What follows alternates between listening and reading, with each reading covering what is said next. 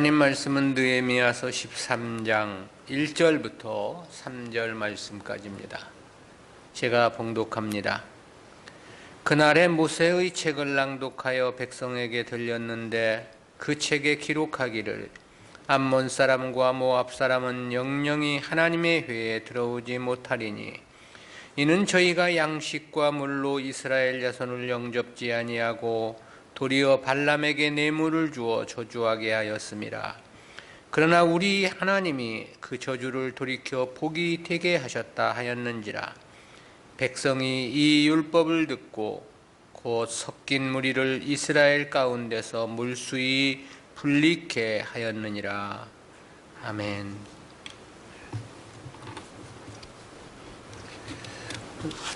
종교개혁의 종결편이라고 하는 제목으로 말씀을 듣겠습니다. 느헤미야 13장은 본서의 종결 부분임과 동시에 구약 역사의 마지막을 장식하는 부분이기도 합니다. 여기서는 이스라엘의 재범죄와 그로 인한 느헤미야의 재개혁을 다루고 있는데요. 물론 본장 사건 이후 말라기서가 기록되었다고 볼 수 있습니다. 그렇지만 말라기서는 선지서이지 역사서는 아닙니다. 따라서 구약 역사의 마지막 책은 이 느헤미야서이고 그 이후 신약 성경이 기록될 때까지 더 이상 이스라엘의 역사는 침묵하는 겁니다. 한편 본서는 앞서에서도 밝혔듯이 크게 두 부분으로 구분이 됩니다. 전반부인 1장부터 7장까지는 예루살렘 성벽 재건을 통한 이스라엘의 외적 회복의 증거를 보여준 내용이고요. 그리고 8장부터 13장은 이스라엘의 내적 회복을 다룬 부분입니다. 즉 진정한 신앙 회복과 성전 제도 확립이라고 하는 개혁운동을 기록해주고 있는 부분이지요. 그중 본서의 종결부인 본장은 내적 신앙의 회복을 이룬 지 불과 얼마 지나지 않아서 다시금 크게 타락한 이스라엘 백성들의 실상을 낱낱이 밝혀주고 있습니다. 따라서 느헤미야는 또다시 신앙 개혁을 해야만 하는 참담한 상황을 그 배경으로 하고 있습니다. 이때는 느헤미야가 바사로 돌아갔다가 다시 돌아온 대략 BC 435년이나 6년경으로 말라기서와 맞닿아 있는 시점입니다. 말라기서는 포로 귀환 시대 가장 나중에 기록된 선지서죠. 그런데 말라기서에서는 느헤미야나 에스라에 대한 언급은 전혀 나타나지 않고 있습니다. 그런데 그 메시지를 보면 느헤미야가 예루살렘에 두 번째 돌아와서 개혁을 했던 그 종교, 사회적인 문제에 대해서 통렬하게 비난하고 있음을 볼 수 있습니다. 이는 말라기 선지가 활동한 시기가 느헤미야가 바사로 돌아간 시점이라는 것을 강력하게 시사해 주기도 하는데요. 아울러 에스라나 느헤미야 같은 강력한 지도자의 부재가 이스라엘의 영적 침체를 가져왔음을 보여주기도 하는 것이죠. 대부분의 학자들은 느헤미야가 바사로 돌아갈 즈음에는 에스라가 이미 사망했을 것으로 추정을 합니다. 때문에 지도자의 공백하에 이스라엘이 또다시 타락의 나락으로 떨어졌던 것으로 보는 거죠. 지도자의 위치가 그만큼 중요하고 신앙의 개혁은 멈추어서는 안 되며 계속돼야 한다는 중요한 교훈을 우리에게 던져주고 있습니다. 아무튼 이러한 13장은 크게 주제가 5으로 구분이 되는데요. 먼저 1절부터 3절은 낙성식이 거행되던 날에 있었던 이스라엘 공동체 내의 이방인 축출 사건을 보도한 내용이고요. 때문에 이 1절부터 3절은 앞에 12장과 연결되는 사건이라고 말할 수 있습니다. 느헤미야는 성벽 낙성 시기 거행되던 날에 모세의 율법 책을 낭독해 했다고 그랬습니다. 그런데 그날 읽은 성경의 핵심적 내용이 거룩한 선민들로부터 암몬과 모압 사람들을 제외시킬 것을 규정한 신명기 23장 3절부터 6절의 내용입니다. 이 말씀을 통해서 백성들은 스스로 이방인들을 축출해 내었고 개혁의 최종 마침표를 찍게 되었음을 밝혀주고 있는 부분입니다. 그리고 이어진 4절부터 마지막 31절까지는 앞에 3절과는 꽤나 긴 세월의 간격이 있습니다. 앞에 3절 사건은 BC 444년 말에 있었던 일이고요. 근데 4절부터는 느헤미야가 바사로 돌아갔다가 다시 귀국한 BC 432년 이후에 발생한 사건입니다. 그것은 아래 6절에서 느헤미야가 아닥사스다 32년에 왕에게 나아갔음을 밝혀주고 있기 때문입니다. 그동안 느헤미야는 강력한 의지로 성벽을 재건하고 포로 귀환민들의 신앙을 개혁했었죠.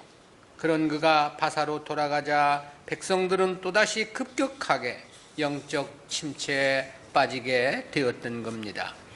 그로 인해 발생한 문제가 한두 가지가 아니었습니다. 가장 먼저는 이방인이었던 도비야에 의해 성전의 거룩성이 훼손되는 문제가 발생하게 됐고요. 그리고 11조 제도의 붕괴로 성전 제사 제도가 유명무실하게 되었다는 사실이고요. 또한 안식일 준수도 실종되고 말았음이 지적되고 있습니다. 거기에다 이방인들과의 통혼까지 재개되었음을 보여주고 있습니다.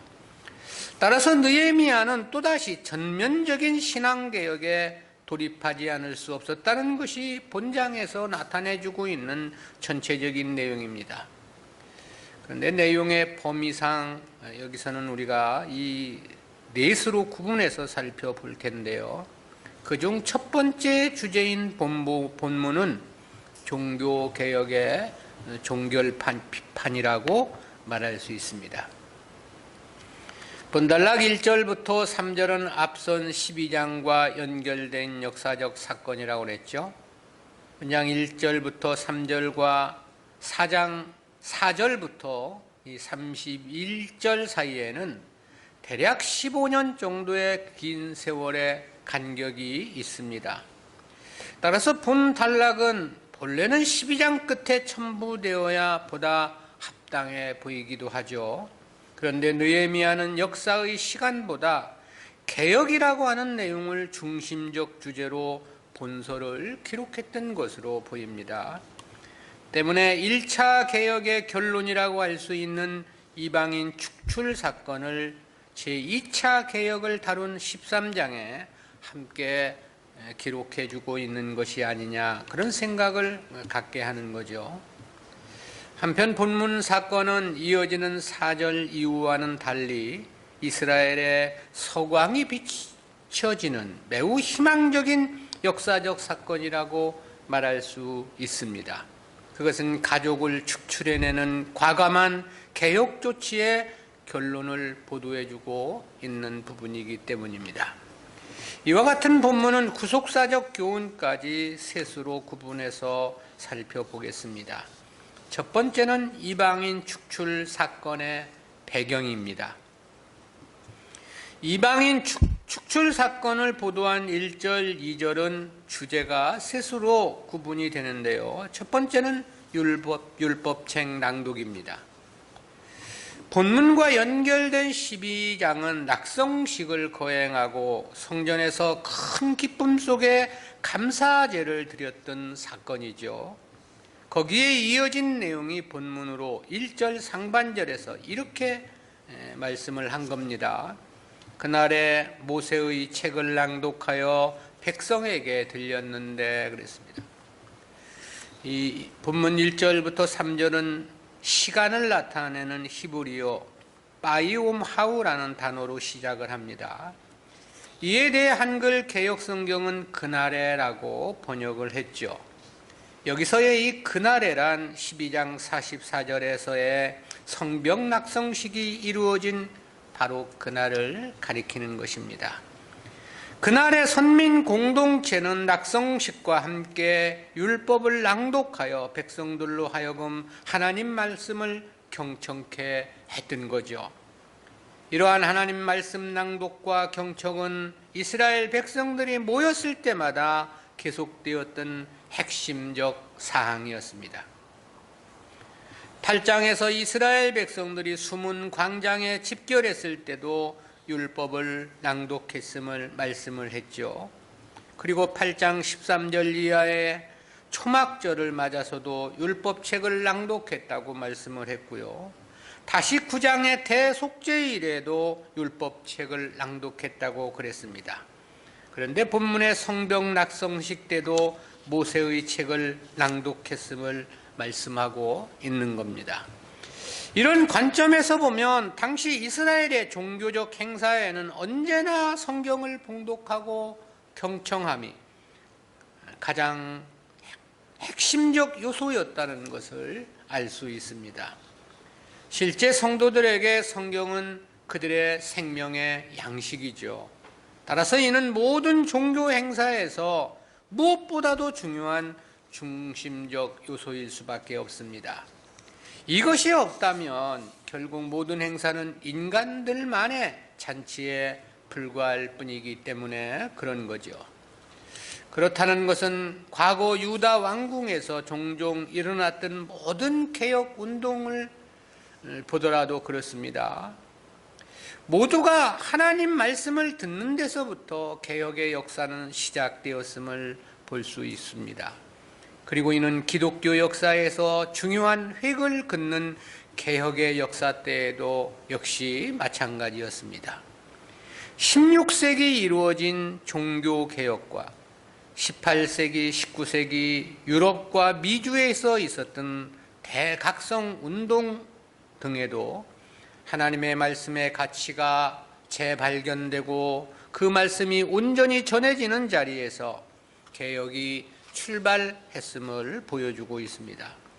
그것은 오늘날도 역시 마찬가지입니다. 교회의 모든 종교적 행사는 말씀으로 시작해서 말씀으로 끝을 맺어야 하는 거죠. 진정한 교회의 개혁과 지속적인 신앙의 갱신을 원한다면 올바른 하나님의 말씀이 선포돼야만 하고 그 말씀이 끊임없이 이어질 때 가능한 것이기 때문에 그렇습니다. 그것은 개인적인 신앙 역시도 마찬가지입니다. 따라서 교회의 모든 행사의 목적은 보다 하나님의 말씀을 깊이 깨닫고 그 말씀대로 살기 위한 하나의 수단이어야만 하는 거지요. 그리할 때만 교회의 순결은 지켜질 수 있기 때문에 그렇습니다. 두 번째는 암몬과 모압인들에 대한 성경 규정인데요. 성벽 낙성식의 율법을 낭독했는데 그날 읽은 율법이 어떤 내용이었는가에 대해서 1절 하반절에서 밝혀준 겁니다. 그 책에 기록하기를 암몬 사람과 모압 사람은 영영이 하나님의 회에 들어오지 못하리니 그랬습니다. 여기서 그 책에 기록하기를이라고 하면 당시 낭독했던 성경이 어느 곳인가를 밝혀준 부분입니다. 낭독한 성경의 중심적 내용은 암몬 사람과 모압 사람은 영영이 하나님의 회에 들어오지 못할 것이라고 밝힌 그 말씀인 거죠. 때문에 이는 신명기 23장에 기록된 말씀임을 알 수 있는데요. 그중 신명기 13장 3절에는 이렇게 말씀되어 있습니다. 암몬 사람과 모압 사람은 여호와의 총회에 들어오지 못하리니 그들에게 속한 자는 10대뿐 아니라 영원히 여호와의 총회에 들어오지 못하리라. 특별히 특별히 암몬과 모압 족속은 영구히 여호와의 총회에 들어올 수 없음을 선포한 말씀입니다. 본문에서 저들이 들어올 수 없는 모임에 대해서는 하나님의 회라고 말했습니다. 이는 구약 성경 가운데 본문에서 유일하게 사용된 표현인데요. 일반적으로 언약 공동체인 이스라엘 백성들의 모임이라는 그런 뜻입니다. 즉 선민의 회중에 들 수 없다, 그런 뜻인 거죠. 여기서의 하나님의 회할 때 이 회로 번역된 히브리어 베크알은 모이다라는 동사 칼에서 유래한 명사입니다. 근데 이는 70인역에서는 교회를 의미하는 에클레시아로도 번역이 되었습니다. 따라서 모압과 암몬 족속은 영구히 교회 공동체에 들어올 수 없음을 분명히 선포하신 것이라고 말할 수 있습니다. 그렇다는 것은 저들의 혈통에는 택한 백성들을 주시지 않을 것이라는 의미이기도 하죠. 어차피 하나님 백성들은 하나님에 의해 출생하는 것이기 때문에 그렇습니다. 따라서 그 족속들은 결코 이스라엘 공동체에 들여서는 안 된다는 강력한 메시지이기도 한 것이죠. 어쨌든 그날 낙성식날 감사제를 드리고 성경을 읽었던 내용이 바로 이 부분인데요. 세 번째는 모압과 모압인들에 대한 배격 이유입니다. 앞에 1절은 하나님의 회에서의 암몬과 모압 족속들의 연구한 제명과 관련한 말씀이었습니다. 근데 이어진 2절 본문은 왜 그렇게 명을 하셨는지 그 이유를 밝혀주고 있는 건데요. 2절입니다. 이는 저희가 양식과 물로 이스라엘 자손을 영접지 아니하고 도리어 발람에게 뇌물을 주어 저주하게 하였습니다. 그러나 우리 하나님이 그 저주를 돌이켜 복이 되게 하셨다 하였는지라. 본래 암몬과 모압 족속은 아브라함의 조카 롯의 후손들이죠. 따라서 믿음의 조상 아브라함과는 깊은 혈연적 유대감이 있었습니다. 롯은 본래 아브라함의 형인 하란의 아들이었습니다. 그런데 하란이 일찍 죽어 저가 아브라함의 품에서 자란 것이죠. 따라서 아브라함이 하란을 떠나 가나안으로 올 때 저 역시 아브라함과 동행을 했던 겁니다. 그러므로 아브라함은 롯이 북방 4대국 연합국의 전쟁포로가 되었을 때 가정에서 기른 군사 318명으로 뒤쫓아가 저를 구해왔던 바도 있었죠. 또 하나님께서 소돔성을 멸하고자 하실 때 의인을 불의한 자와 함께 멸할 수 있느냐며 기도하기도 한 바 있습니다. 그만큼 아브라함은 롯을 끔찍히 생각했던 것입니다.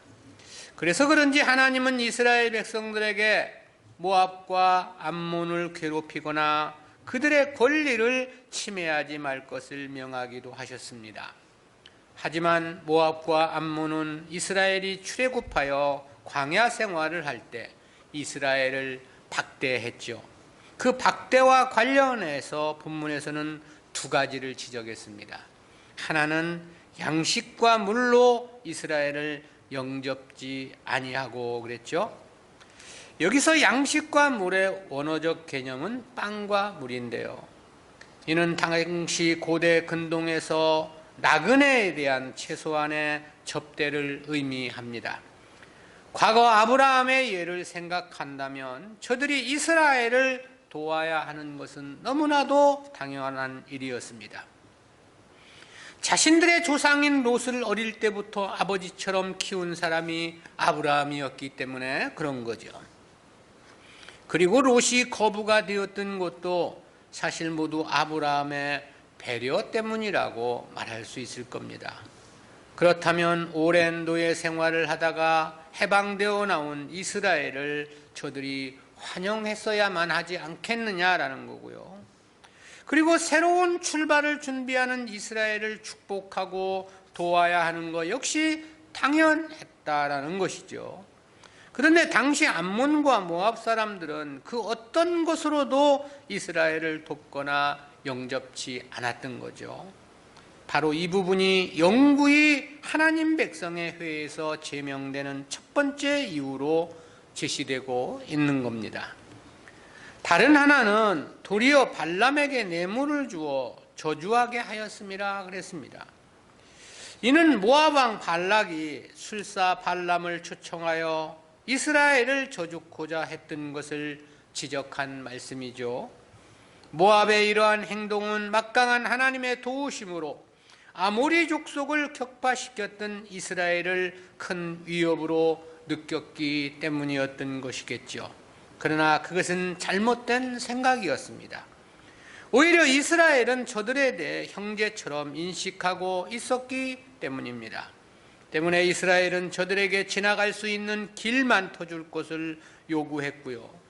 그리고 하나님은 저들에게 먹을 양식과 물은 돈을 주고 사서 먹을 것을 명령하기도 했었습니다.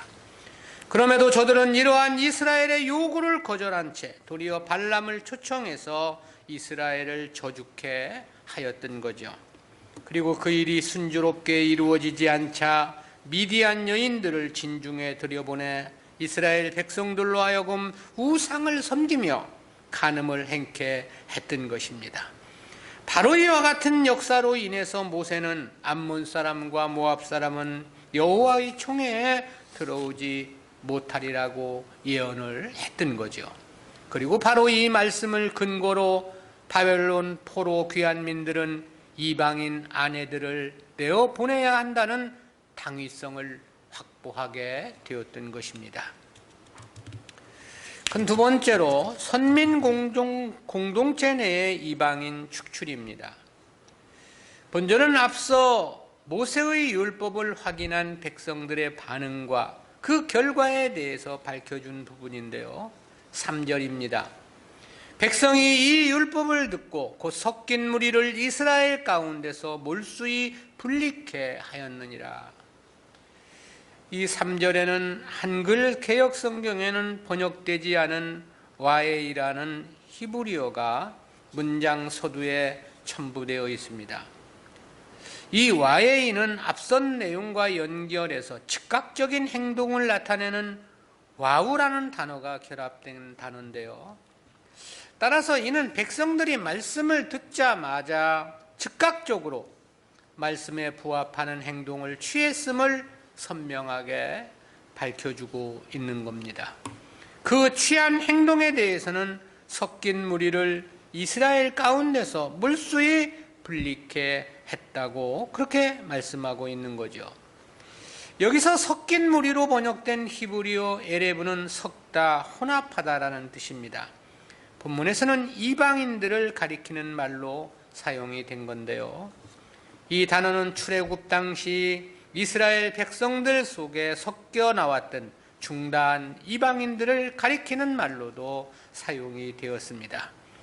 이들은 이스라엘 백성들과 함께 하면서 성전 의식에 참여하는 등 이스라엘 사람으로 살았던 이방인들입니다. 대부분 통혼을 통해 이스라엘 가정 안에 들어와 살던 이방인들이었을 것으로 추정이 되죠. 앞에서 이 문제가 가장 심각한 문제로 대두되었음을 말씀했기 때문에 그렇습니다. 이들에 대해서는 몰수히 분리케 했다 그랬습니다. 여기서 이 몰수히에 해당하는 히브리어 콜은 전체를 뜻하는 명사입니다. 그리고 분리케 했느니라에 해당하는 히브리어 와이아프틸루라는 단어는 구분하다, 분리해내다 라는 그런 뜻인데요. 즉 이방인들을 남김없이 분리해서 내어보냈다 그런 뜻인 것이죠. 에스라 때에 있었던 개혁 조치가 이때에도 동일하게 이루어졌음을 밝혀주고 있는 내용입니다.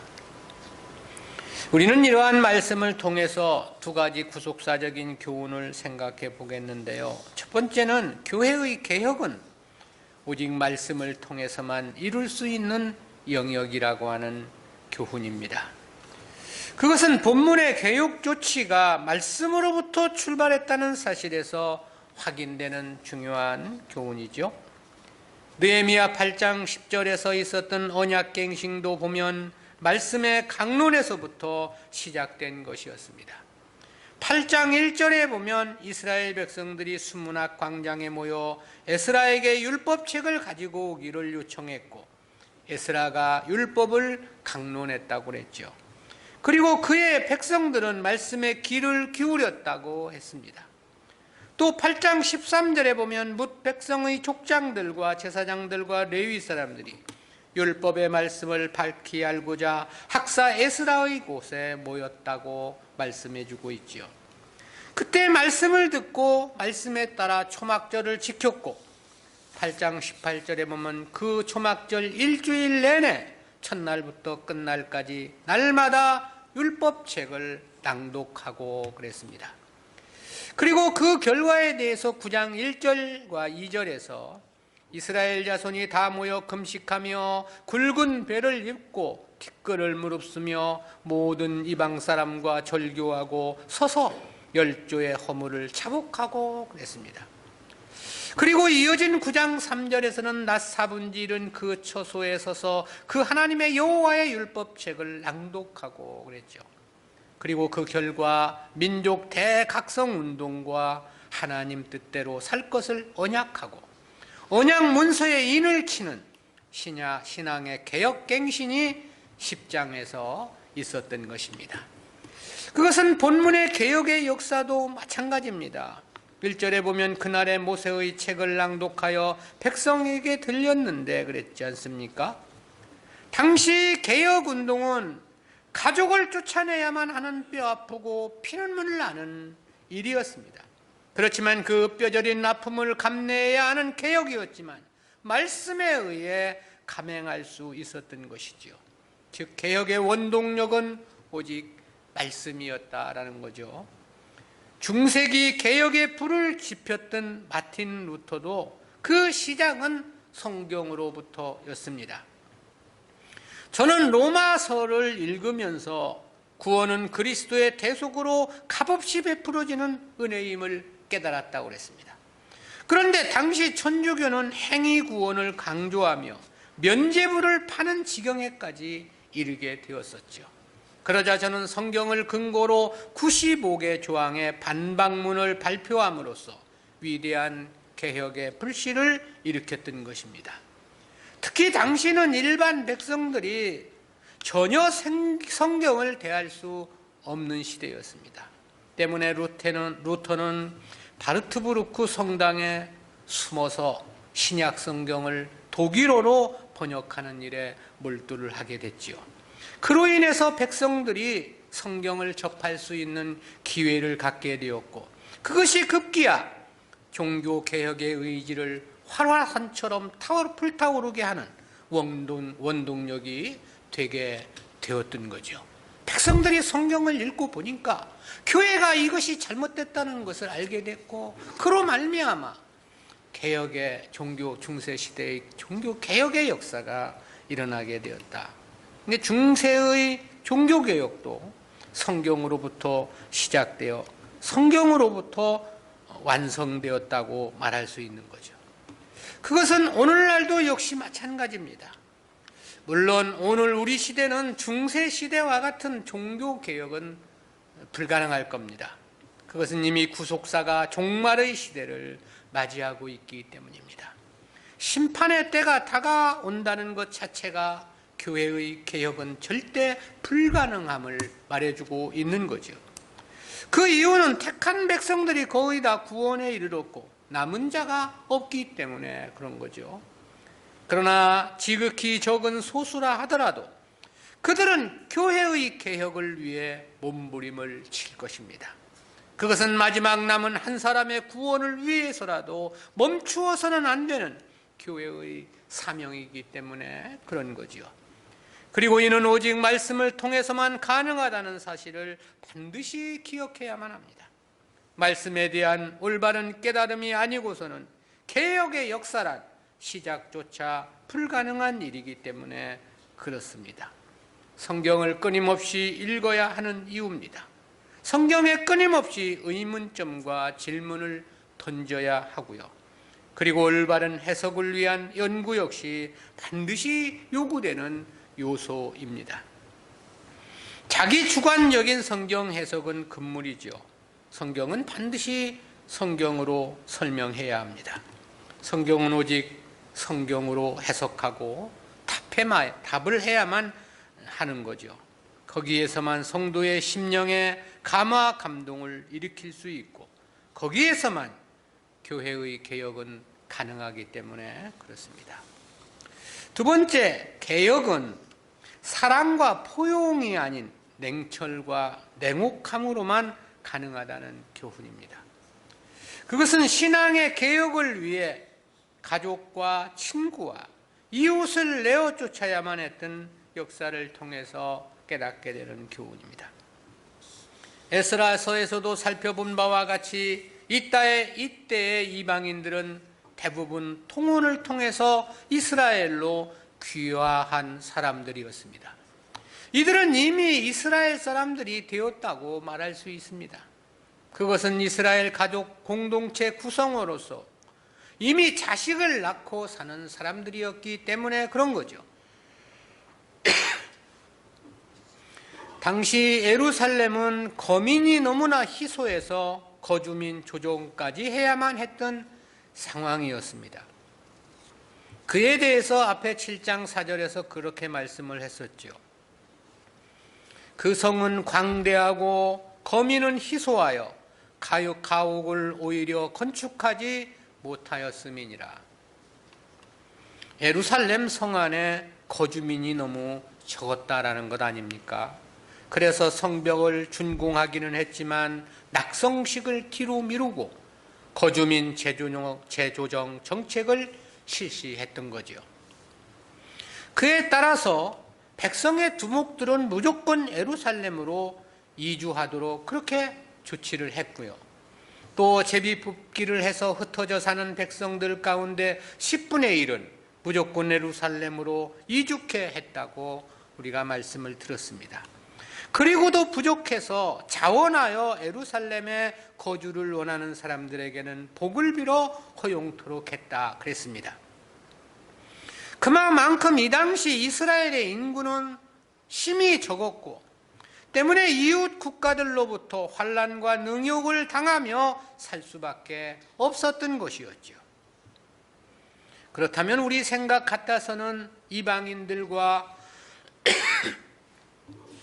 교역을 늘려야 하지 않겠느냐, 그런 생각을 해볼 수 있겠죠. 이방인들의 귀화도 장려하고 적극적으로 통혼을 해서라도 인구를 증가시켜야 하지 않느냐, 그런 생각을 해볼 수 있겠죠. 우리나라가 요즘 결혼을 안 하는 사람도 많고 하더라도 자식을 낳지 않고자 하다 보니까 이게 큰 국가적인 문제가 되고 있듯이 당시 이스라엘은 귀환민들이 한 5만여 명밖에 안 됐으니까 작은 도읍 아닙니까?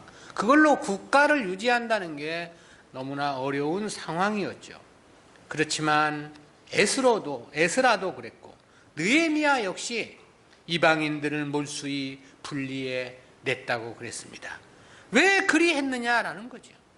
그것은 선민 공동체의 혈통의 순결을 위함이었던 것이죠. 그리고 그것이 곧 교회의 순결을 위함이었기 때문인 것이었습니다. 그 시대 혈통의 순결이 깨지게 되면 혼합신앙으로의 추락은 불가피한 역사였기 때문에 그랬던 거죠. 그리고 그래서는 선민 회복과 교회의 순결은 묘연한 일이었기 때문에 그렇습니다. 한마디로 교회의 개혁을 위한 불가피한 선택이었다라는 것이죠. 그리고 우리는 이러한 역사를 통해서 교회의 개혁은 다수로 되는 것이 아니라는 교훈을 깨닫게 되는 거죠. 즉 더하기가 아니라 빼기를 잘해야 한다는 매우 중요한 교훈을 깨닫게 되는 겁니다. 또 사랑과 포용이 아니라 자기 지체를 잘라내야 할 만큼의 큰 희생이 요구된다는 교훈도 깨닫게 되는 겁니다. 그러기 위해서는 그야말로 얼음장보다도 더 차가운 냉혹함이 있어야 한다는 교훈도 깨닫게 됩니다. 그것은 그동안 함께 살던 아내는 물론이고 그 이방인 아내를 통해서 출생했던 자기 자식까지도 내어 보내야 했음에서 볼 때 그런 거죠. 육신적인 측면에서 보면 피눈물을 흘리지 않고는 결행이 불가능한 사항이 분명해 보입니다. 생각해보면 눈물을 펑펑 쏟으며 가족과 이별을 하지 않았을까 그런 생각도 해보게 되죠. 육신적으로는 그동안 의지하며 애지중지 살아왔던 가족과의 생이별이었기 때문에 그렇습니다. 그러나 그들과 함께해서는 선민의 순결을 지켜낼 수가 없었던 거죠. 그들과의 단호한 결별만이 교회의 순전을 회복해내는 개혁이 가능했던 것입니다. 때문에 어쩔 수 없이 이스라엘은 친구, 이웃은 물론이고 가족과의 생이별을 결행치 않을 수 없었다라는 것입니다.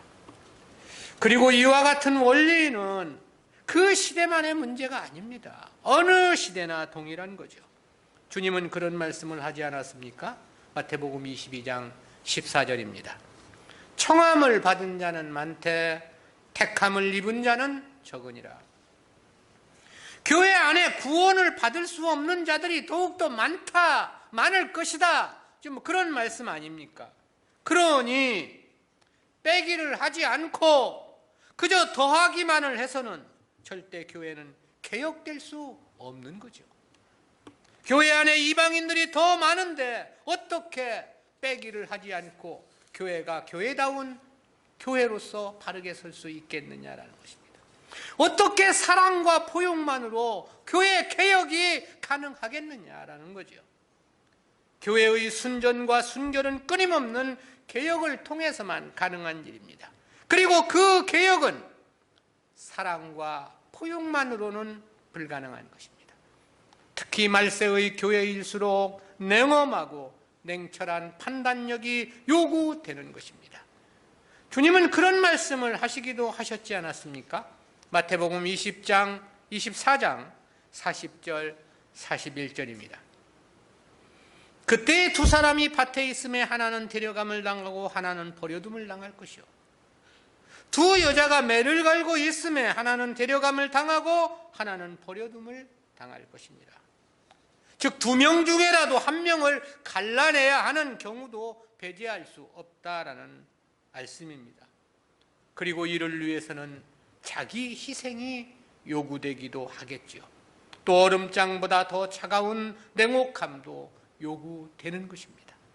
그것은 우리 시대가 택한 백성들의 수요는 지극히 희소하고 교회 안에 이방인들이 차고 넘치는 시대이기 때문에 그런 것입니다. 때문에 말세의 참 교회를 상징한 배운 입은 두 증인이 전하는 메시지에 대해 성경은 그렇게 말씀해 주고 있지요. 계시록 11장 6절입니다.